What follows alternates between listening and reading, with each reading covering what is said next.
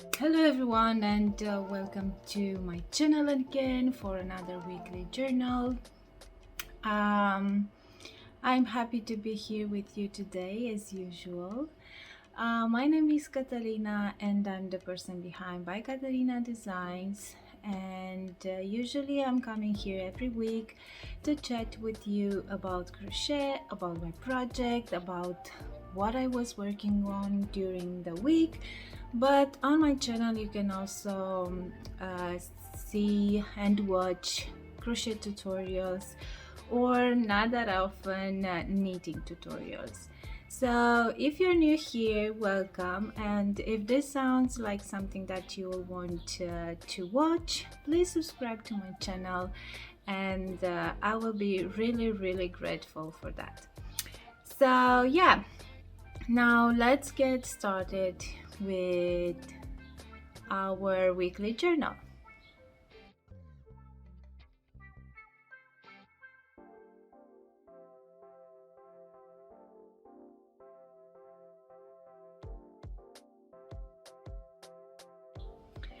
So this week I managed to publish the pattern and the video tutorial for the desired dress. I know that I wasn't too present in the comments, and I know that many people comment on the video, and I hope that I will get through the comments and answer all your questions or answer all your feedback and so on. Besides that, after finishing with everything, I think I was posting it on a Tuesday, so still a bit of work on the desired dress pattern and video tutorial this week. That's why I didn't work too much on other projects.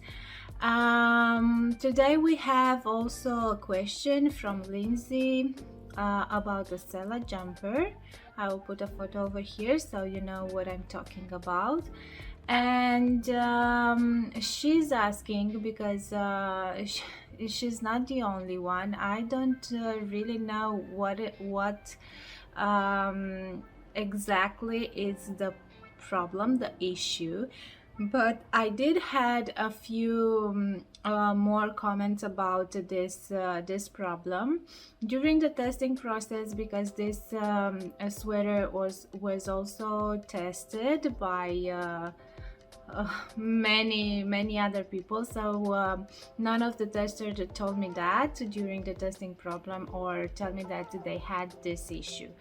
So the problem was that when chaining the neckline, it's 52 stitches for I think the first 3 sizes, and Lindsay finds it that foundation chain is too small, so it cannot fit her head.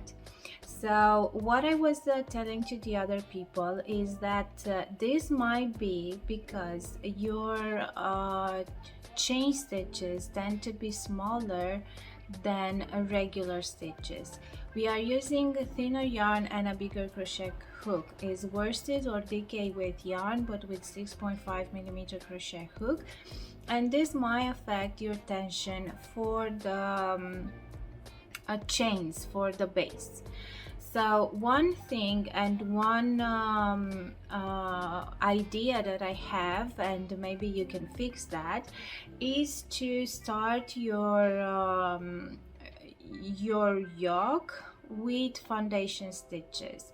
And because we're starting with a chain and then 1 round in double crochet, you can start working with foundation double crochet, and this will allow you to have the tension to be closer to the one that you're having for the rest of the sweater. So this might fix the problem, having the neckline being too small. So to just work foundation double crochet, I think I have a video for it, and I will link it over here, or you can find it in the description box if I'm not able to put it over here.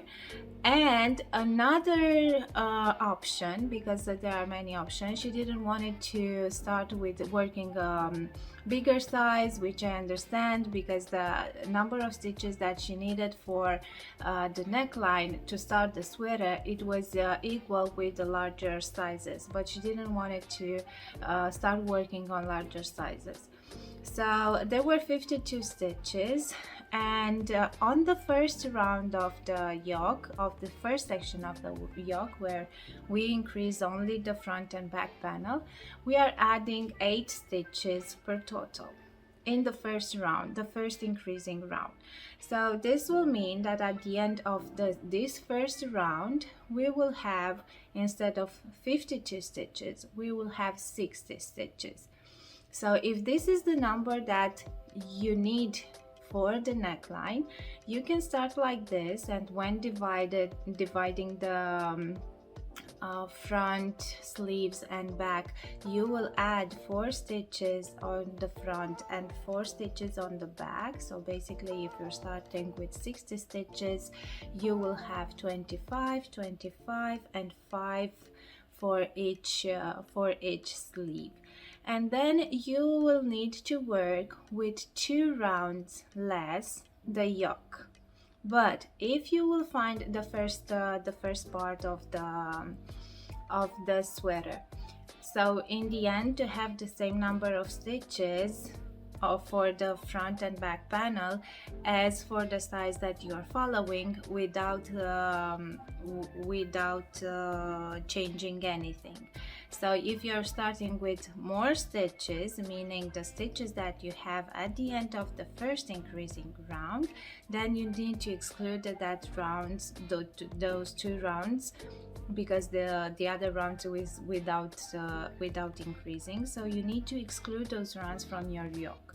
If you need those rounds for the length of your yoke, for the depth of your yoke, then you can work 2 more rounds without making any increasing on the front and back panel. So this might work as well, but I will try it first to be easier and not to alter the pattern. Maybe you will find it difficult this way. I will try first to start with foundation stitches and see if this is working for you, if the neckline will be wider. You might also maybe want to try to work with a bigger crochet hook that chain stitches at the beginning. Maybe this will help you to have the tension that is more likely to be looser than with the smaller crochet hook. This might also be an option. And if none of those 2 is working, then I will do that. Start with more stitches with 60. You will have to, if you need more than 60 stitches, then also has to be a multiple of 8. So if it's not 60, 68, because we increase in the first section of the yoke, we increase with 4 stitches on each front and back panel, so in total 8 stitches. And always, if you added those stitches at the neckline, then you will need to somehow make the yoke smaller, and also go with 2 rounds less. For every 8 stitches that you added at the foundation chain, you need to decrease the number of rows by 2 from the length of the yoke. And if this is too short, well, you will not figure out about that, because it's not the entire yoke. But don't worry, because if you get somehow over here with your yoke at the middle of your shoulder, then it's perfectly fine. It'll stretch in the length a bit, so don't worry if it's a bit smaller. Okay, And of course, if those rounds you will need those rounds in the end, you can add them at the length of after finishing the section number 2. You can add them at those rows as well without making any increase. So this will be about the Stella jumper and what are my option for this issue. You're not the only one, Lindsay. So I did had, I think, 2-3 person with the same problem. After giving them the idea to I think the yarn is also depending, because if it's not stretching at all, because when I was working the Sella jumper but the t-shirt version, which was in mercerized cotton, it was it was smaller because it wasn't stretching at all than the one that I work with merino or with merino. Yeah, because merino is a bit more stretchy.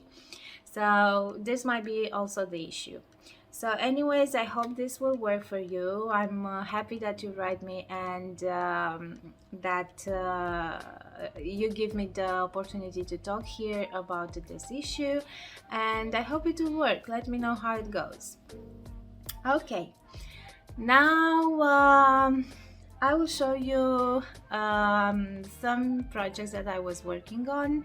I didn't have too much time because yeah, after releasing a pattern I feel like I need a break. So and with the desired dresses the work was pretty intense from the beginning till the end.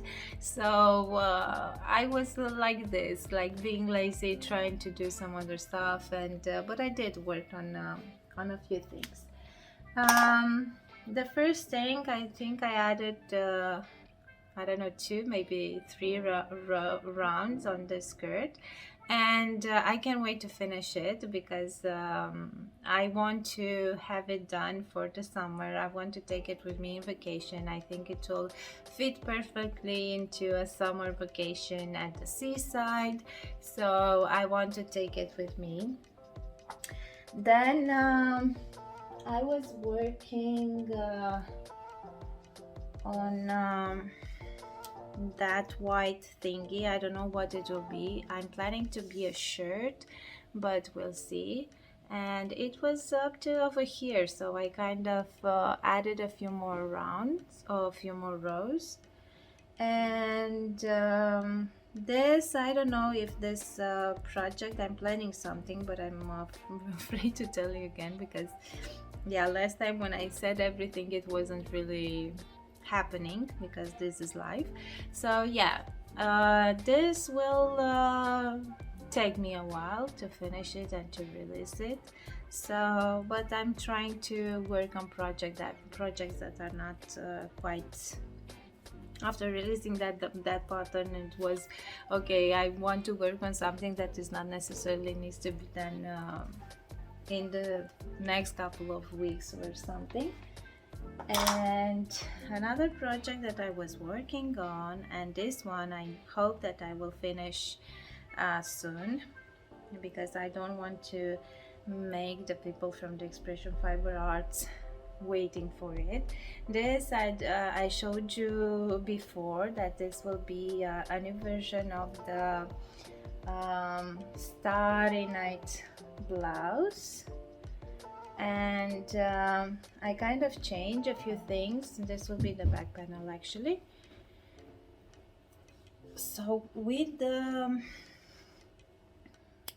first sample, I increased here in the middle with 2 stitches chained to 2 stitches, and this was adding more length. I think I talked about, I don't know why I have that feeling. So the blouse in the end was getting too long. Now it's kind of over here because I finished the length, so it will allow me to also add ribbing, which is nice. And this will have bat wings. So here I just stopped increasing at the end, so I will keep this edge straight. And yeah, now I am about to calculate where the sleeves will end and where the body will start, and to try to make this corner over here so I can make it straight. And then for the front panel, I was thinking, because, and I said that before, to start with a v-neck. So this is almost finishing one panel, which is nice, and then I can start with the other panel and finish everything. So this was the things that I was working on this week. And I have another, last week I talked with you about what Marin was asking, to show you how I'm doing those small things in a project, like weaving in the ends, changing, adding another skein after finishing one. So I was telling you last week that I will film the process this week and show you how I'm doing it. I don't know if this is the perfect way to do it, or if there are another method. I tried once more ways to, for example, to join the skeins, but I'm always getting back to this one because it kind of worked for me, and I never had a problem to for those knots to untie or something like this. I was telling you the trick with textile glue, to try to use it on this kind of things. Maybe we'll try it and see if it's working. But yeah, I will show you into the next video how I'm weaving in the ends, how I'm changing a skein, and how I fasten off or finishing a project. And I hope that this maybe you're already doing it this way, and I'm curious to know if you're doing this way and if it's working for you, or if you're doing it, why isn't working. Maybe we will find some things or something that it will work for you. So okay, now let's just see how to work on these small things of a project.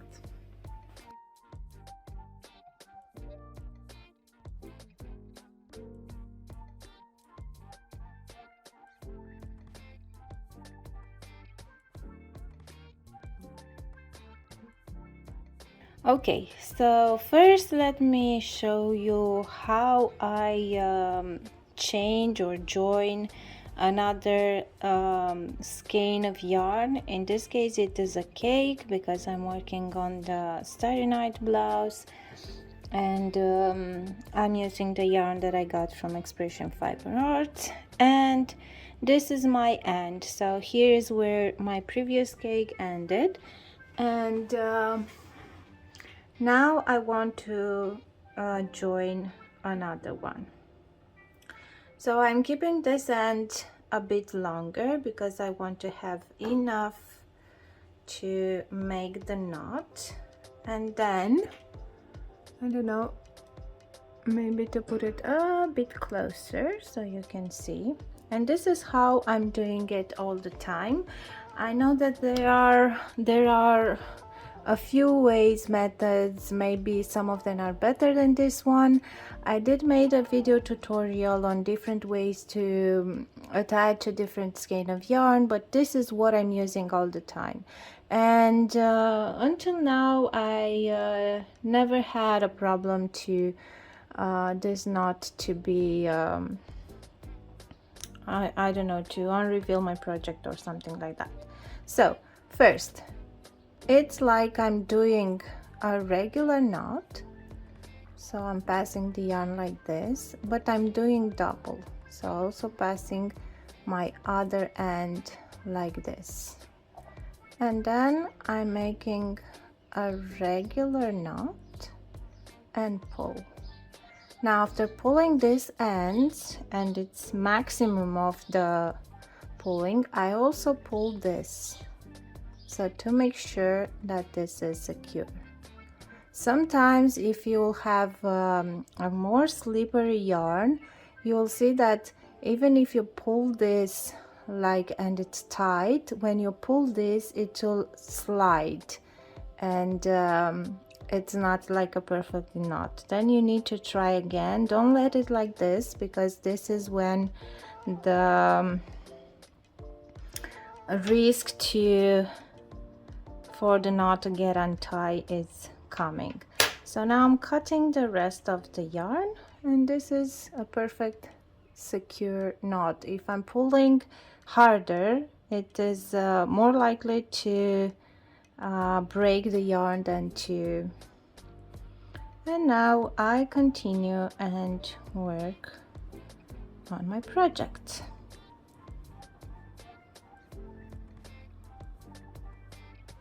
Yeah, and I'm trying all the time to keep this knot on the back. And now, as I said last week, and give you the tip with textile glue, you can here put a drop of a textile glue on the knot to make it even more secure. And about the things that it will get harder or stiffer, this is a knot anyway, so it feels a bit harder than the rest of the yarn or the stitches, so I don't think it will be a problem. Okay.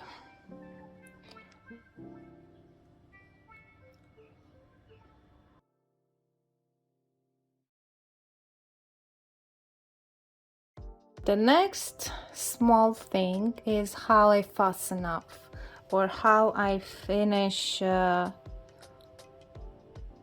project. So I'm getting to the last stitches over here. So here is where my work is ending, and I need to fasten off. And then I simply chain one and pull. My yarn is already cut it, but you can cut it and pull and make here a knot. And of course this end will end up being weave in, and that was it.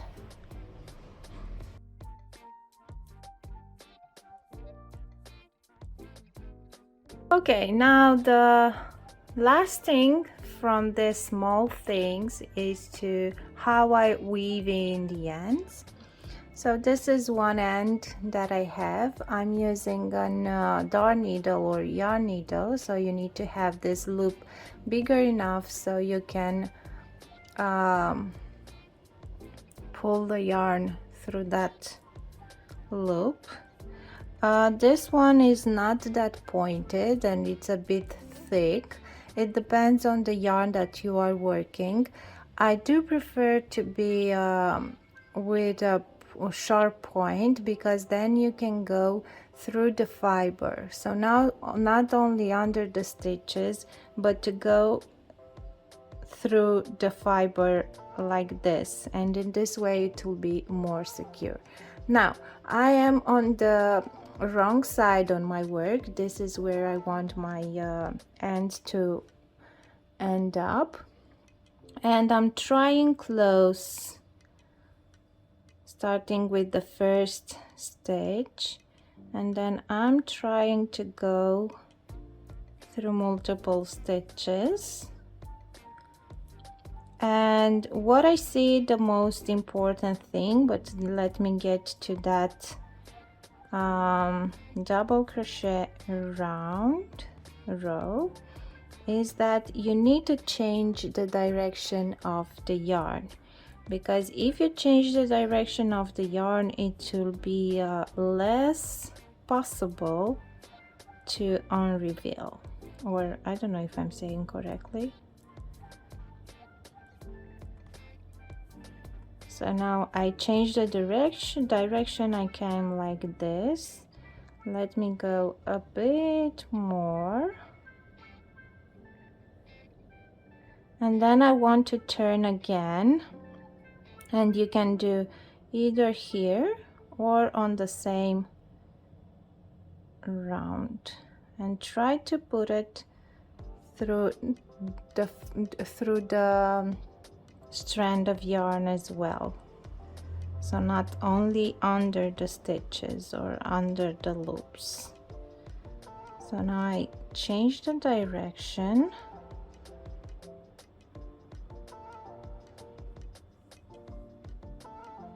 and if you still have a bit of yarn, it's better not to cut it. If you still have it, try to weave in as much as possible, because the longer is the strand of yarn over here, it's less probably to get ruined. Okay, and now what I'd like to do, I don't know if this will be enough, I also make kind of a knot here. So I'm pulling as much as possible, and then I'm getting with the yarn through that loop, and this will create a small knot over here, and it will be less likely to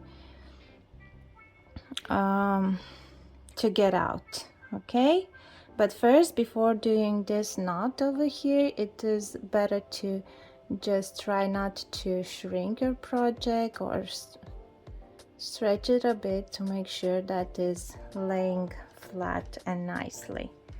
And then we simply cut this end as shorter as possible. And again, if you want to use the textile glue, you can put a drop over here, and this will secure even more. So this is how I'm weaving in the ends.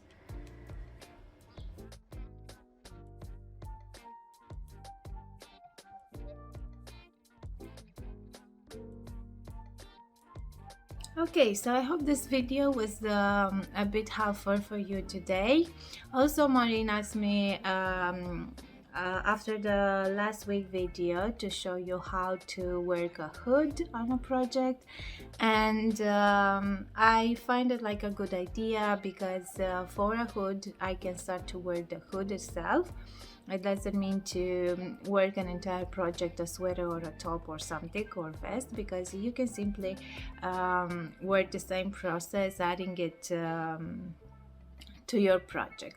So yeah, maybe we will do that. I'm not promising you that it will be next week, because I don't know if I will have time to work the entire hood, but maybe we will talk a bit about the construction of a hood, what we need to know, how the hood can be made, because there are several methods to do that.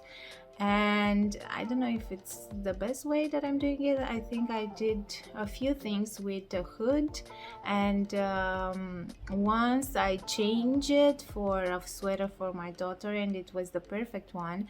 But the thing is that technique, I think, is working with smaller stitches like single crochet or half double crochet. I never tried it with or I think with single crochet is better. But I'm thinking that if you're working a sweater in a different stitch pattern, maybe you can work a hood like this.